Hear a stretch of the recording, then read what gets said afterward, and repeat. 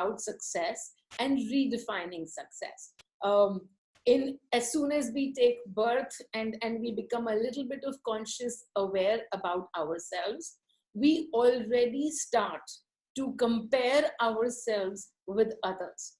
And as that comparison starts, whether it is for love that you want from your parents, or it is better grades that you want, again, because you are seeking love from somebody or the other, from your teachers, from your friends, from your parents, as you start this game of wanting something, being something better, therein starts this game of success, that you're constantly looking to be successful, and we start to feel fearful of failure. We don't want to fail at anything. And as we go into that place of not wanting to fail, what is the energy that we are collecting? Of fear, of doubt for ourselves. And what happens in this whole circle? Remember that energy pot. Well, for all those who are new, the energy pot is something that I refer to as our energy field. And all the universe creation, the universe around me, is getting created from my energy field.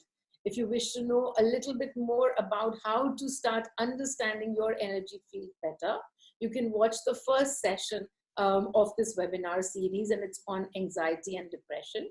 And as you watch that, I kind of explain the energy ka ghada, the energy pot, in a lot of detail. What are we constantly filling in the energy field of ours as we look at this word success? We are looking at success in our work. We are looking at success in our home. You know, even if you are not working, it doesn't mean that you're kind of staying away from being successful. You create a new dish, and now it doesn't turn out so well. And as it doesn't turn out well, and it's a failure, now you're sitting with all the emotions of the failure. Oh, I can't even do this properly. Oh, what's wrong with me? And you start to judge yourself. Even if you make the dish well, the next time you make that dish, you want to connect to that previous time when you were so successful. And you want to go back to that moment, and you want to hold that moment at each time. So holding on to success and not flowing with whatever is coming up and enjoying the new experience only because you are fearful of failure. And what happens? Slowly, we start to fail at things because that's how the energies play. Whatever we are holding in our energy spot, that's what's going to come up. Whether you call it success or failure, here's the important question. What did it create in you? What emotion was created in you? Sometimes we have success and yet we want to clutch onto it and we never want to lose it. And even while we are successful, we are playing in fear.